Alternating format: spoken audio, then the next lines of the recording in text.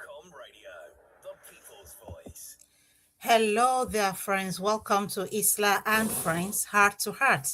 This is the second season, and the theme for this season is Heart to Heart. This is where we explore the journeys behind the titles and the stories behind people, human story. My name is Islamia Sodekadejo. You call me the radio girl. Today, I am joined by a woman whose journey speaks to courage, resilience, and the power of representation. Uruemu Adejinmi is an Irish Finafor councillor, a mayor of Longford County Council, Cathaoirleach, if I pronounce that Irish correctly. She's a history maker, the first African and Black woman to hold the position of Mayor Cathaoirleach in Ireland, and twice. You need to clock that. She was born in Warri, Nigeria, and at this land they say Warri no dey carry last. She will tell us the meaning of that later, but that simply means they are always the first and never the last on anything. Now she's raising a family in Longford. Uremu's story is one of migration, leadership, service, and love for the community. From mathematics to politics, I don't know about that. Then from local council chamber to national representation, which we are all very interested in, she continues to open doors, and not just for herself, but others watching her closely. Today, we are talking about leadership. We are talking about belonging.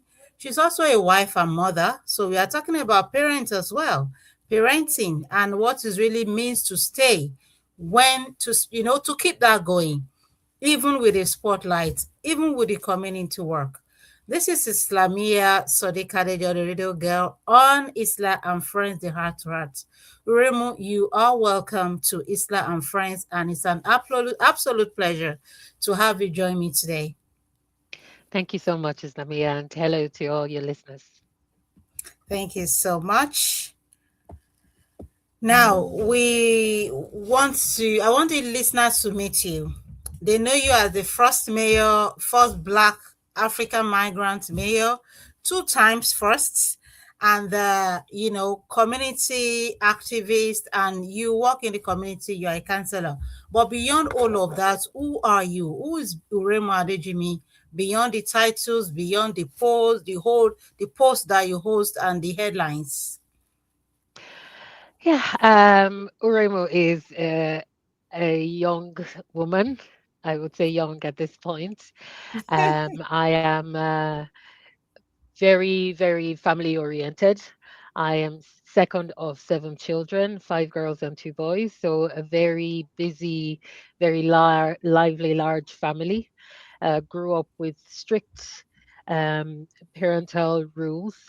My both parents were teachers, so you can imagine that kind of household is Oh, very strict, and we were always encouraged and to challenge ourselves, to push ourselves to our limits, to see what we how to put our best foot forward and go out and achieve everything we can. And hard work, um, good representation of yourself, of your family was instilled in us from a very young age. And so we had a very healthy competition amongst ourselves. My four sisters, there's about a year and a half approximately between the four of us. So we kind of grew up like quadruplets, and we were very competitive in a positive way. And so if one sibling says, "Oh, look at what I've done," we congratulate and we take it as a challenge ourselves. Okay, I'm going to do that I as need to well. do better.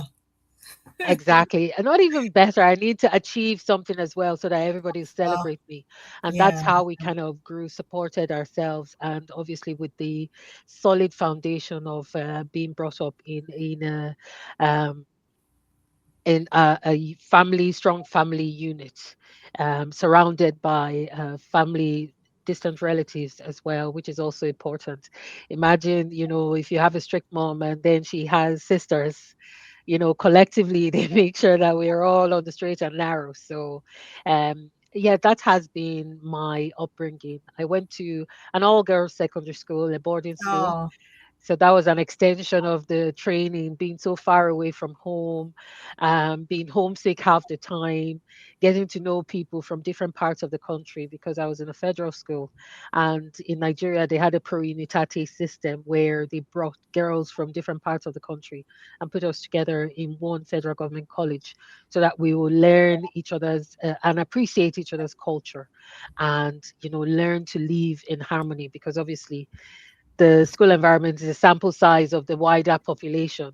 And that really made me interculturally sensitive, which has helped me because, you know, here I am in a place so far In away from Ireland, home, yeah. different culture, and I had to start adapting and blending into the cultural norms and getting the best out of my Nigerian culture and my Irish culture to um, instill myself in the community and also to support my children who were born in Ireland to, be raised in the Irish culture and still hold on to their Nigerian culture as well. The Nigerian culture. That is very good, and I think no doubt the your background from street parent to like six siblings with yourself competing positively with each other, all get secondary school. I remember then in Nigeria, federal colleges is always like everyone wants to attend one, and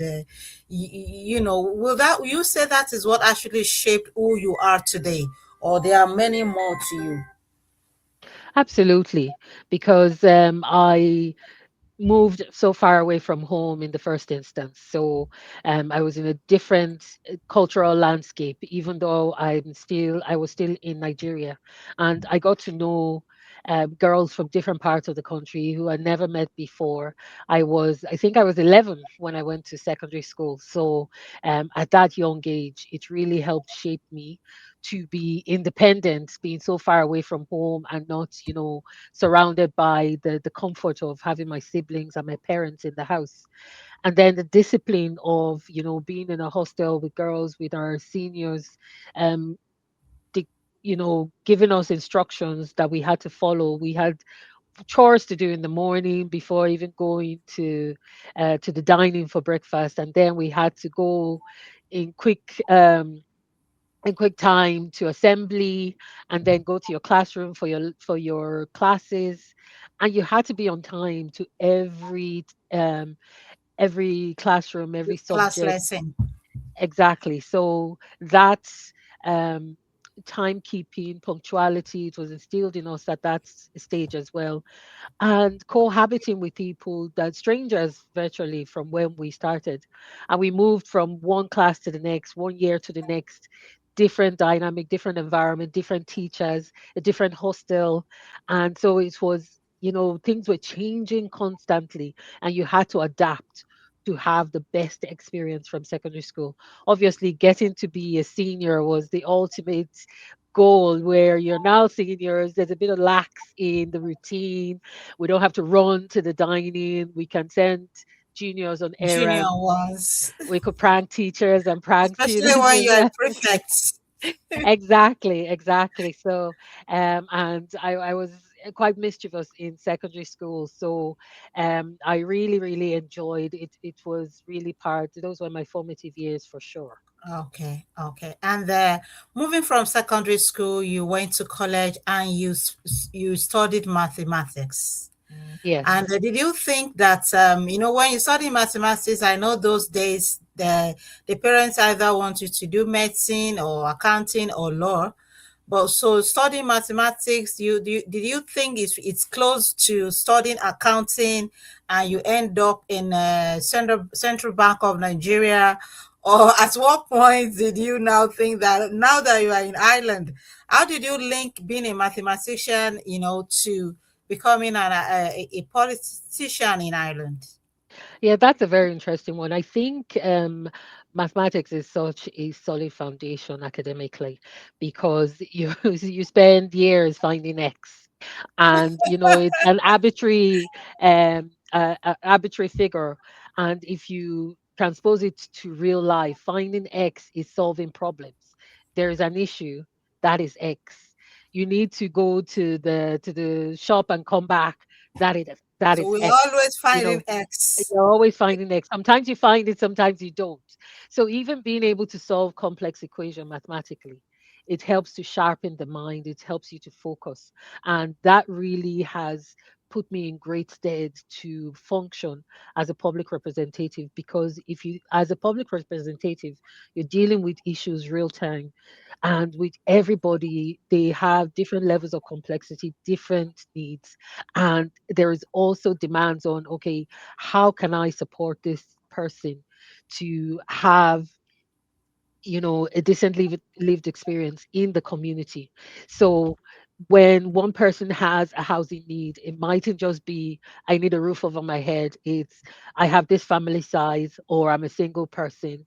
I have complex medical needs, so I need a bungalow, and or I can live in a story building. I have to live in an apartment, or I can't live in an apartment. So there's complexity in terms of dealing with housing. And then you have education as well. People that come in new to the community can't find a school for their kids. And they're told, contact your counselor. And then I start ringing, hinging on my relationship I've developed with the principals in the different schools, start to ring them, to say, look, I know this person. Can you get them a space, or can you do something? And that then comes to play as well. And then you have health. As recently as the last number of weeks, our local GP is on a contract that um, expires in March, and the pressure is on, because obviously in rural Ireland we are, there's a dearth of GPs. We have older GPs retiring, and there's nobody to take up the mantle. So Demand to, there's a okay. pressure to get his contract extended, so that we retain that GP who has about 2,000 patients in the GP rota. So it's just very neat, and just having that analytical mind helps Mm, me to juggle these balls, and figure out not just a fix, because a fix is a short-term solution. That problem is going to recur, but a long-lasting solution that is sustainable, and it's a one-term solution that lasts for years before it yeah. breaks again, and you have to fix it. So having that analytical mindset has really, really helped in my role as a public representative. Now, if you'd asked me about 10 years ago, what's the Will you relationship be between using mathematics and mathematics in politics? Irish politics? Yeah, We'll you see wouldn't. now. Exactly, exactly. But it's certainly helping me in no small way to assist the people in the community. And talking about using mathematics and helping people in the community, should we be preparing for first Black migrant Minister of Finance someday? Well, I would say nothing is impossible. With hard work, with continued representation, with giving people a reason to have their confidence in me, sure. And, I am not a unicorn. There are other hardworking councillors who would love to have an opportunity to go national as well. So, I can say that if either of us gets up there to at national level, I'd say we'd be great representatives for the wider community. Absolutely. So Definitely. yeah, and I am just as ambitious as the next person. Absolutely. Definitely. And talking about being ambitious, especially in local politics now, what motivated you to even join politics, join a political party, and be where you are today? So I was actually headhunted. I didn't set out to go into politics at all. The number of years I've lived in Ireland, I supported an independent candidate in the general election in 2026, and I got him introduced to Africans in Longford. And 2016. 2016, sorry, 2026 is We can't it's still wait. ahead of us, yeah. And so after that exercise, I was approached by a Fianna Fáil party member who asked me to join Fianna Fáil, and I signed. I read through Fianna Fáil's policies and their priorities, and I felt comfortable that this is a party I would like to be aligned with.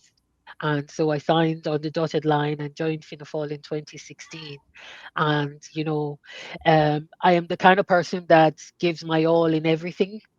Yeah. And so I was very active on the ground in the grassroots, attending every meeting that's called, attending, putting my name down for Churchgate collections, attending events when we have conventions, going along to it, supporting candidates who are running for positions internally within the party, and obviously to represent the party in local or general elections.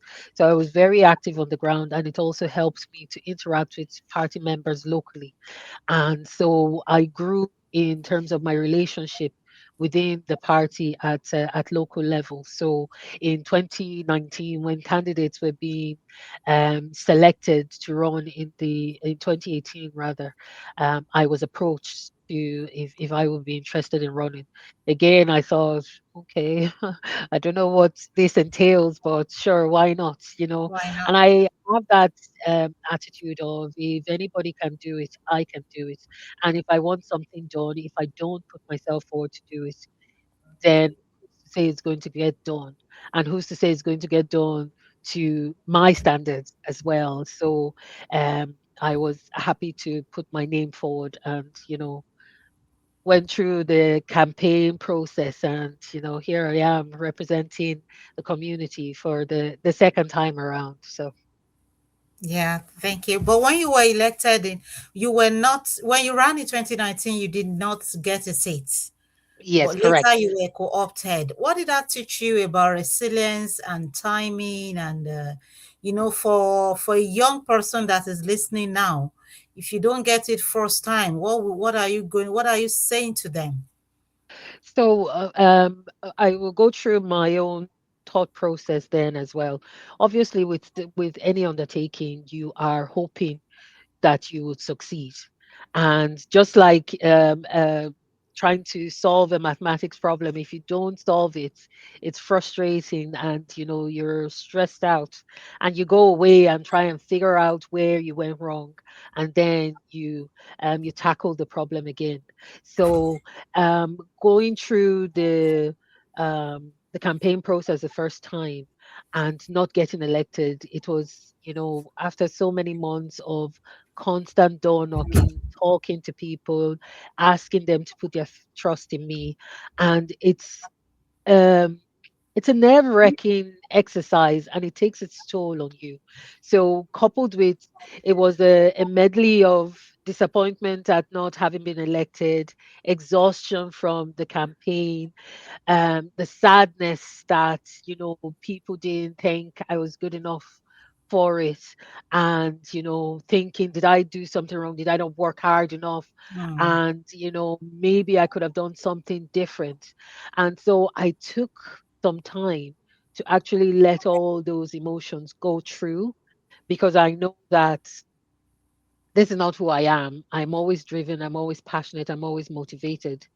But when I was in that space of dejection and sadness, I just let myself be in there for a moment. But at the back of my mind, I said to myself, you can't stay there for long. So Hmm. just go through the emotion and get out of it. So the getting out of it was um, looking at what I did and where I was short. And so in the campaign, I was inexperienced. And so my team was inexperienced. And running against experienced campaigners is an uphill battle. Was a So hard fit. yes. So that was, I felt, okay, if I'm going to do anything, I need to work on my experience. I need to build my experience. That is what will put me in a good stead for the next time, for 2024. That was what was in my mind in 2019, after the elections. So we had there was a by-election um, in Dublin, I remember. So I text the candidate who was running in the by-election. I said, look, I'd like to help if you need me. And so she sent my name to the organizer. and they added me to the group chat for the campaign. And Oh, so they scheduled a canvas, and I went along and canvassed with senators, TDs, our party leader, Miho Martin. And oh my God, it was just the precision of the campaign was nothing I had ever experienced. And I thought, mm. Jesus, no wonder I didn't get elected. So this This is was beyond this my different from what I did? exactly. And it was so, but then I was kind of taking it all in. I was getting stuck in, observing, learning, even the smallest thing like, me hold shaking the hand of somebody, taking a photo, spending a minute talking to them about what's going on in their lives. I was observing, and I was going with the senators, knocking on doors, exchanging pleasantries with strangers Mm, behind the doors, essentially. And I thought, okay, this is how you are personable with people. This is how you forge relations. And so that was a huge learning experience. And I put it in my back pocket, like, okay, I have this expertise. Now I'm going to bring my team up to speed. And in 2024, we'll do that. And then come 2020, during the main general elections, and a councillor in Longford in my party got elevated to the Dáil. So that seat became vacant. And I remember also that some of my campaign teams, they were just dejected, they were not happy, and they wanted to lash out. And I said, look, it is it's awful, it's sad, but at the end of the day, loss happens. We it's can't not a throw our do or toys. die. Exactly. We can't throw our toys out of the pram for sake of this. Please, for my sake, don't give out. Don't, Lash be out. exactly. Don't lash out, and just let's take it on the chin, and see how we can improve going forward. And then when the position became available, because we hadn't gone about, making enemies left, right, center, then the I say The the party. climate was conducive for me to be to get that role as well, because it's an internal election. Even Yeah. though it's a co-option, is an internal election. The party members vote for who they want to represent them, and Mm. that was testament to the years that I had worked with in the grassroots. Attending events, participating, making my voice heard And when we're that deliberating. really helped you for to be Exactly. voted for. Exactly. So I was Yeah. voted for internally to take that seat, and then in 2024, I was able to harness my 4 years working as a councillor and working hard as a councillor to support the people of Longford, the relationship I developed even further with my party colleagues, and the experience I got from the by-election, and then from the general election in 2020, where I worked with our local councillor who ran for TD as well. So all of those experiences helped me to secure Mm. to retain the seat in 2024. So it was definitely having to do a cleansing of myself, cleansing of the dark thoughts, the um the disappointment, the anger, the dejection, and all of that, and clean state, clean slate to learn, to be productive, and to build towards the next milestone. Now, obviously, from one election to the next, you see different people on the ballot. And so, for the young people that are listening, what I would say is, if you want something, if you really want something, don't stop, keep going. Keep That going. opportunity will Go come. for it. Yes. Okay. And Thank learn from every experience. You you. either Learn. win or you learn. And Okay. I don't take losing as losing. I take it as an experience, a learning experience, because then you can analyze what went wrong, what you did well, and then you can improve on what went wrong, and you can do even better what you did well. Thank you so much, Uruemu. And then in that 2020, you did not just get co-opted. You also became the first female Black migrant Cathaoirleach in Ireland, and 2024 you are still the mayor this time around. You are still on that seat. How does becoming a mayor and historically like that, how did that moment, and even for the second time, how did that change you personally, or how did as well as impact on yourself as a leader?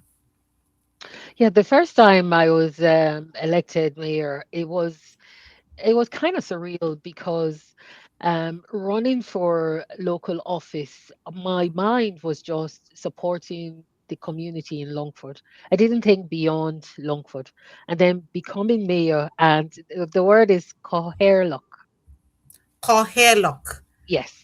Okay. Yeah. That's So being Cathaoirleach. Good. Cathaoirleach, yeah. Okay. And being elected Cathaoirleach was, for me, it was, I had a sense of pride in my community to think I'm the first citizen of Longford Municipal District. It was such a moment, considering I wasn't born in Ireland, I wasn't born in Longford. Longford became my home in 2003. And, getting my Irish citizenship and train my children through the schools in Longford. My sons are now in university, and my daughter is writing her preparing for her leaving cert. To go through these stages of development to arrive as the first citizen, it was just beyond my wildest dreams, and I was so thankful and humbled that the people would put their trust in me to this level. So it was really humbling, and it was also a sense of pride for me, for my family, and for the community. And I didn't realize that it would get such national and international attention.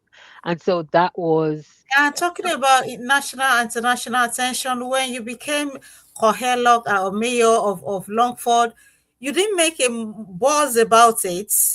It was just maybe within the chamber or in Longford. It took us some time to know in Ireland until yes, we yes. saw you on TV, the Yes, I interview. remember. Yes, I remember Virgin Island contacted me, and I actually gave an interview to the local paper, and that's as far as much as I did. And then I put a post on my Facebook. Obviously, if you're not my friend on Facebook, you probably wouldn't see it. And I lived a Mhm. very private life up until when I became a public Yeah. representative as well. Longford is in rural Ireland, and if you're not in Dublin, you're probably not heard of in terms of the migrant community. And so I was happy in my private existence, to be honest.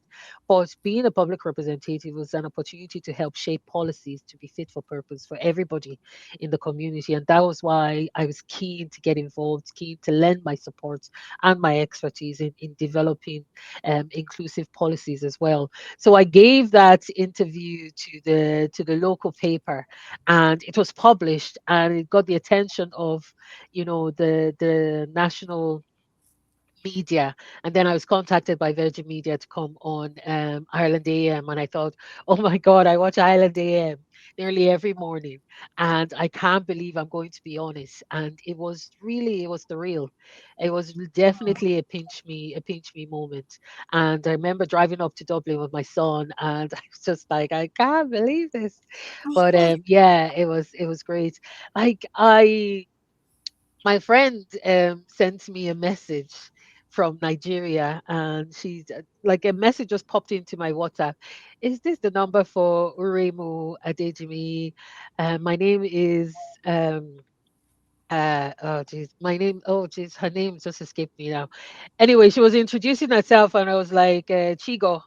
It's like, Chigo, this is me now. Well, yeah, how are you? Long time.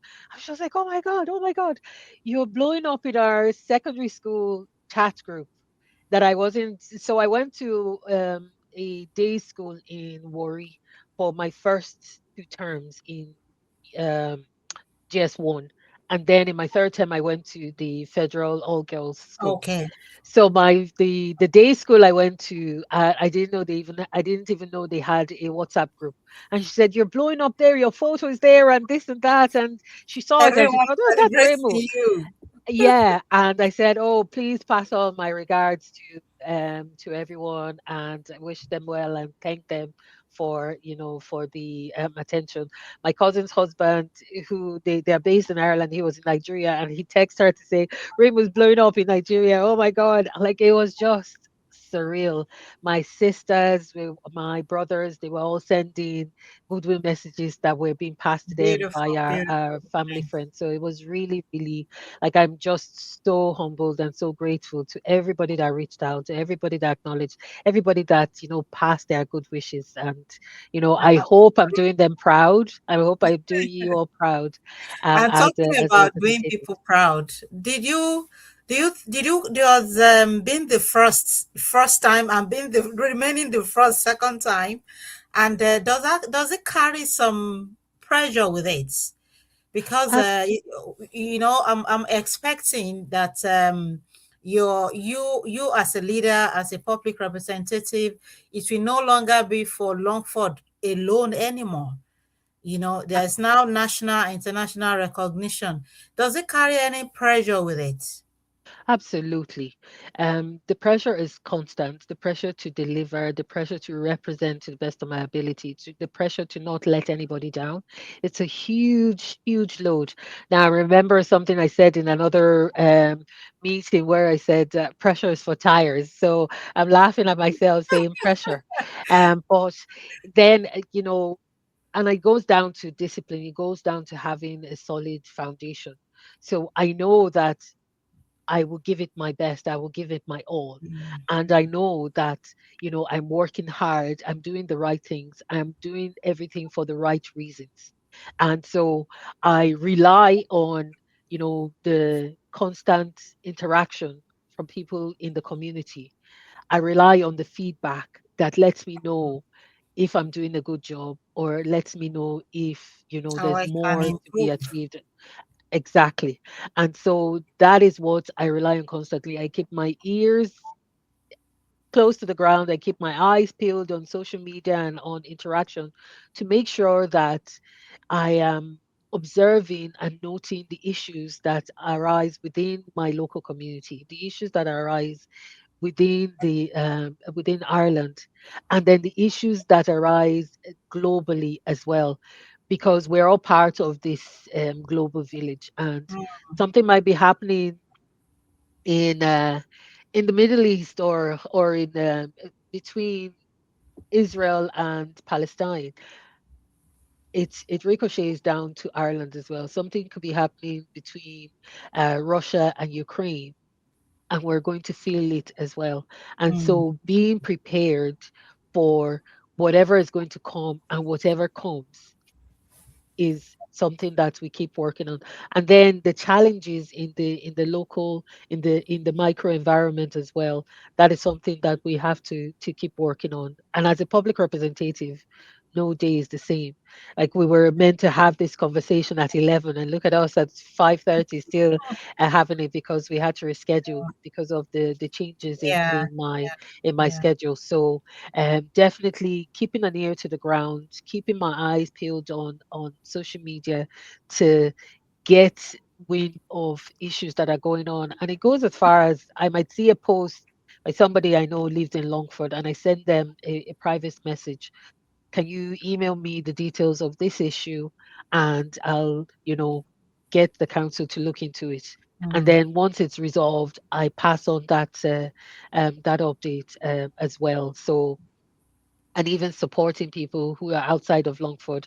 And I keep telling people, if you have an issue, contact me. If you're not in my electoral area, I will pass on your details to my colleague who is in your electoral area and make yeah. sure that that link, because they know that you're from me, then Mm. they have that impetus to To assist and support. get the issue resolved. Yeah, that means as a migrant counselor and as a migrant cohelok as well, you have more challenges because you are not only, serving your immediate community, but also serving a wider island.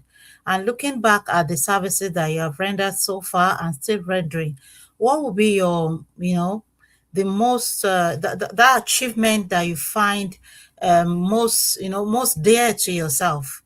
even whether it is the one that is widely celebrated or not? Well, I think every problem solved is an achievement. Every problem solved means a lot to me.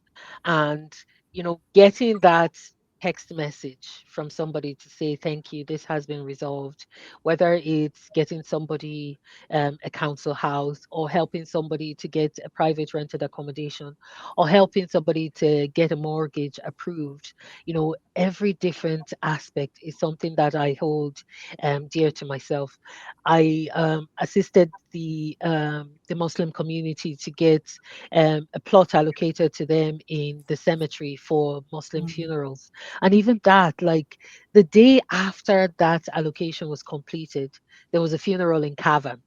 Mm. There was a death in Cavan, and but for that space that was available in Longford, they would have had to travel to Dublin or Sligo for the funeral. So having, you know, the plots in Longford meant that the family could come closer to to tend to their loved ones, Loved ones. to live their loved ones grave as well. So that is something that was a huge achievement for me.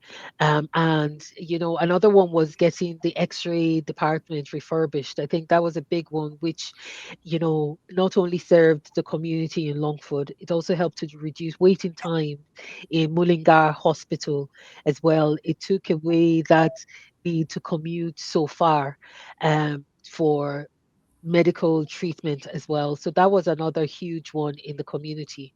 And through my motion with Longford County Councils, we made free period products available for women and girls in all public buildings in Longford. And that's 4 years running now. That is still going, and Wow. that Wow. came about because I got wind of the issue of period poverty, where girls were skipping school because they couldn't afford period products. So, Mm. and I felt, that's such a disservice.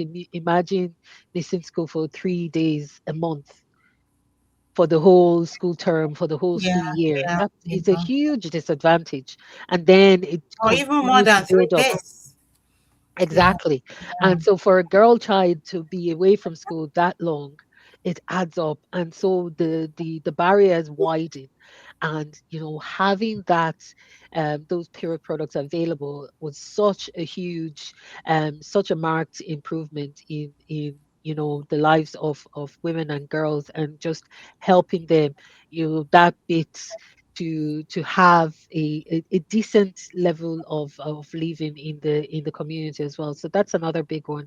And I think I thought of one more now, which it's just gone off my head, but I'm sure it'll come So back. so many of Oh them yes, that yes.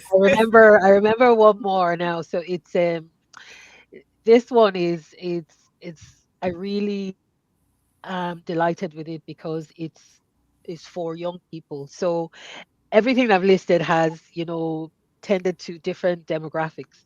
So I got the Longford County Council, or I put in a motion to Longford County Council to organize internships for young people in Longford County Council. And mm, they've done it for the last 3 years.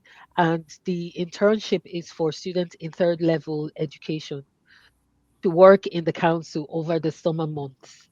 And so by okay. working in the council, they are getting experience in in the local authority. They're learning about the council and the work the council does. They're appreciating the service, and that might then encourage some of the young people to explore a career in the local authority when they graduate. Yeah, yeah, And then definitely. it also helps them to get work experience in their area of study as well. And then they're bringing their knowledge, their expertise, and their tech savvy to the local authority. So they The are authority critiquing the itself. processes, and they're helping make the processes faster. So the council is benefiting by the experience of these young inquisitive minds. They are getting the benefit of work experience. They're getting money in their pockets, and they're not going to bank of that amount. So parents are, So it's a they're win-win for everyone, for for every, them, for the yeah, chamber, for the local authority, their parents, yeah. that's a very good one. You are still listening to Islam Friend, the second season, Heart to Heart, and I'm sitting with Uruemu Adejinmi. GoCom Radio, the people's voice. Now, welcome back, everyone. I want us to now go into representation and belonging. And my first question on this part will be, what does representation mean to you, beyond being a public representative now? Representation means that I can aspire. So if we look at nurturing, if we look at education, if we look at health, when you're being educated as a young person, you are role playing in your head half the time. You are imagining yourself and putting yourself in the position of the educator. You're putting yourself in the position of, say, the individual that is being discussed in the class. You're putting yourself in the position of the career that you're learning about in class. And so to be able to have the perfect, to paint the perfect picture, seeing somebody that looks like you goes a long way. Mm, I'll tell you about an experience I had when my daughter was 7. We went to see the Black Panther movie when it came out, the first yeah, installment. And there was a fight scene going on between I forgot what scene it was, but the girls from Wakanda, they were in the US, and there was a fight scene going on. And suddenly my 7-year-old said, "Oh, mom, I love superhero movies now." And I asked her why. And she said, "Because there's girls that look like me and they're fighting and they're winning." And wow, I wow. paused and I thought, oh my God, imagine that young, innocent comment. Because she can see somebody that looks like her, she That thinks, look like her. actually, I love this. I can identify with this. Yeah, This yeah. is a reason for me to watch superhero movies because Mm, I can see myself in them. So that is representation for me. And representation. that Yeah, interaction, it was very short, still watching the movie, but it stayed with me. And I yeah. thought, oh my God, like this is from a 7-year-old. So you can imagine areas where there's lack of representation and all the missed opportunities that Mm, young mm. people could have had. And I remember, But they're missing out because they don't see themselves. yes, so when you're talking to somebody, if I can't visualize it in my mind, there's nothing linking me to that concept. There's nothing linking me to that idea. I don't bank it as something that's a possibility. So you Mm, have to be able to see in your mind's eye where I fit in this puzzle for yeah. me to have a motivation, for me to have an incentive, for me to have the inspiration to go and, get the career that I deserve, to get to get out of life what I feel I deserve. So representation is everything as far as I'm concerned. And Absolutely. I have a Polish friend. I just say this last one, a Polish friend of mine who lives in Longford, and she said to me, since you became councillor, I said to myself, if she can do that, why can't I what I have been trying to do? And what she wanted to do and what she did was go Mm, on and get um, trained in supporting children with additional needs. And mm. now she has a master's, and now Wow. she's Wow. working in a school supporting children with additional needs. And she told me I was the one that inspired her to do That that inspired by her. virtue of my appointment. Yeah. So it's the representation cannot be Now it's overestimated. very, that's why It's it is very so, important, especially so important. for the migrant community, you know. Yeah, I believe when they see people like you, it made them feel that yes, it is possible. The only thing Absolutely. stopping me from what I can achieve is just me putting my first foot forward, and the rest will be history. But talking about the importance of representation still, what are the barriers to representation, especially for the migrant community in public life? Yeah, a big barrier is the lack of cultural awareness. So if I don't understand, how can I represent? If I don't empathize, how can I articulate the issues? And how can I justify the need for changes in policy? Mm, So that cultural awareness is so important. I remember I went to a secondary school for Culture Week, and I did an exercise with the girls. And it was a simple exercise. It was nothing to do with the girls, it was to do with their parents. And I asked them questions like, um, if you're, how many of you, your, how many of your parents are born in Ireland? How many of your parents are born in, like, if both parents are born in Ireland, or if one parent is born in Ireland and the other parent is born in the EU, or the other parent is born outside the EU, or both your parents are born in the EU or outside the EU. And the group were divided to so many bits yeah. because, and those, and I said to them, those uniqueness, those changes, those further divisions in the splits in the equation shows the cultural divergence. Because if both parents are Irish, you're surrounded by the Irish culture. If one parent is not Irish, you have a blend of cultures. If both parents are not Irish, then you have another culture that is interacting in Ireland. And obviously, without the Irish culture in the household, there is that bit of absence. And what I made the students understand that this is by virtue of nothing they have done. It is just where their parents are from, and it has shown such a cultural divergence. So Mm, that is now evident in everything they do, in the food they like, in the music they like, in the sport they like, in their emotional reaction to words that are said, because good morning or where are you going might be construed in different way depending on your cultural orientation. So things like that are, you know,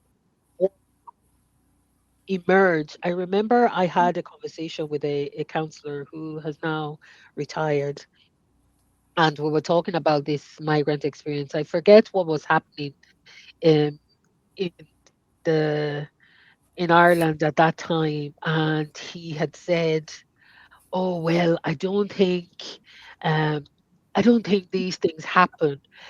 And I remember saying to him, "Well, you might not experience this, but it doesn't mean it exists." it's not happening. Yes, you can't negate somebody's lived experience.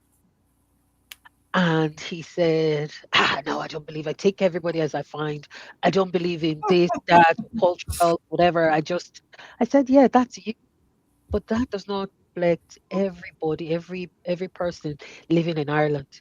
And so you cannot dismiss another person's experience just Mm, because mm. you don't understand it, or that's not the way you behave, or So that's not what you because have you've never experienced. been there or experienced it, yeah, And he yeah. was adamant. So I thought, okay, I'm not getting anywhere. End of conversation. I just saved my time and exited the conversation. And so, Mm, and that is what's the word I'm trying to find? That's the level of ignorance that you can encounter sometimes. And yeah, so right. for me as a public representative, I have to deal with that level of ignorance without creating friction, Mm. because we have to work together in, you know, resolving issues in the wider community. And people still need representing, whether you believe their lived experience or not. You still And have then, to represent them. yeah, yeah, and there he was not understanding or even believing the reality that is still on ground. And from that story, What needs to change for Ireland in terms of a proper diversity, equality, equity, and inclusion? Not just ticking the box, not just celebrating Africa Day. What needs Yeah. to change for us to actually have proper, diversity and inclusion in Ireland? So from my experience, I think, like you said, the platitudes do not scratch the surface. They do not work.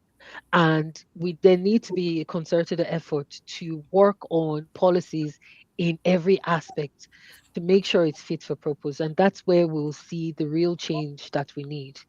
And that involves the work of everybody in the community. So, in my own way, I'm influencing policy and I'm contributing to change in Longford community. It's a Herculean task. It's an uphill battle, but battle I must. And imagine if there are more of us in communities working in that direction. Doing our bits as well. Yes. So for me, in my political party, having people with the right mindset helps because then you're preaching to the converted. And, you know, so what I think needs to happen is for everybody to be politically active. Everybody needs to be on the voters register. Everybody needs to participate in public representation, in public consultations, because these public consultations are the call to the general public to say your piece, to have your say in this policy that's been developed. And And be if part of the change migrants, that you want to see. exactly, and if migrants don't contribute to say where the shoe pinches, the shoe is going to continue to pinch. To pinch. So I Okay. would say everybody needs to look out for public consultations and And participate in always those be a and part. increase your activism, political activism. Whether it is to get on the register and make sure you vote in every election, whether it is to join a political party and become active in there, whether it is to put yourself forward to run for elected office, whatever way you feel comfortable doing, you Just do get something. active. Yes. Thank you so much, Remo. Our time is fast spent, but in the next, let me say 4 minutes, I want us to talk about your personal life. And I'll start from yourself being a wife and mother. What has been the most challenging parts of parenting as a migrant and as a leader, if you just keep it short and quick? Yes, so the biggest part has been supporting my children to adapt to Mm, the cultural norms in Ireland, and I understood very early on. I think maybe by virtue of also growing up and going to a mixed school, mixed cultural school in Nigeria, so it made me interculturally sensitive. So I knew adapting is a big key to my children having a comfortable upbringing in Ireland. And that's where my activism started in the community. So I got my children signed up in sports club to have a mix of interaction with different children from different backgrounds separate from school. So the school environment, they had their classmates and they had their friends in different clubs as well. And I was involved in the clubs as a volunteer. So that's taught them how to get along with children from different parts of the community. It taught them to work together as a team. It taught them to be, how to win in a team and celebrate. It taught them how to stay strong when you have a loss and celebrate and cope through that loss with the team. It taught them discipline as well. And obviously, you know, anchoring it with my Nigerian upbringing of, being strict and making sure that they know the difference between right and wrong, okay. helping them to grow their faith as Christians and as Catholic children in Longford, and being very active in the church as well, participating in church activities. So a blend of all of those activities really helped myself and my husband to raise the children to Okay. the solid individuals they are now, and continuous prayers and keeping them. in mind as well. Thank you so much, Uruemu. When the moment feel heavy or not the way you want it to go, what gives you hope? What keeps you grounded? So when I'm challenged, I count my blessings. Hmm. I think of things that I have achieved in my little years of life of being on this earth. I didn't want to say my age. And and then I think of what I can achieve and I weigh them against whatever challenge I'm experiencing. And it kind of helps put things in perspective. And then I find ways to cope. And I am horrible at household chores. And when I struggle, I do household chores to kind of level my brain. I sleep. I do exercise. So I just the things to do when you know when I'm challenged, when I don't feel inspired, I try to do things physical that I know that, okay, I am still productive physically, even though mentally I'm struggling. And that's how I try to balance myself. The balance. What is your favorite Irish meal? My favorite Irish meal.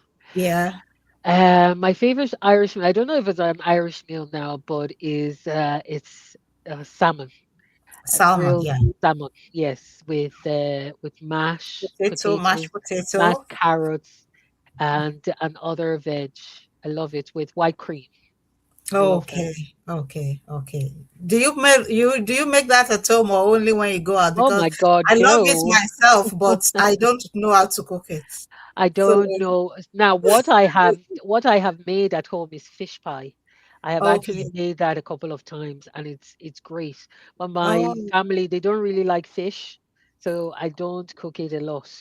If I okay. make fish, it's just myself and my husband that eat it, and the children don't. So I keep it to when I'm out in the restaurant, and it's well prepared then. Thank you so much, Remo. I wish we can continue. It's always a pleasure, speaking with you, learning from you. You are doing an amazing job. Thank you so much for being here today. That Thank brings you. us to the end of today's Islam Friend, the second season, Heart to Heart. Thank you to my guest, Councillor Uruemu Adejinmi, for sharing our story with honesty and from our heart. Conversations like this reminds us that leadership, change, belonging don't come from perfection. They actually come from courage, from community, from choosing to show up just the way you are, and realizing that success is not falling but rising each time you fall. If something you had today stayed with you, I invite you to sit with it and maybe act on it. Islami Asode Kadejo is my name. You call me the radio girl, and I won't say goodbye without saying my usual goodbye, and that is love yourself, believe in yourself, take good care of yourself, pamper yourself, take yourself seriously. Never accept anyone's definition of you. Forgive yourself if you have to, and keep yourself safe. And always remember to smile. Smile is therapy, smile is charity, and smile is love. Till another one, it's goodbye from me.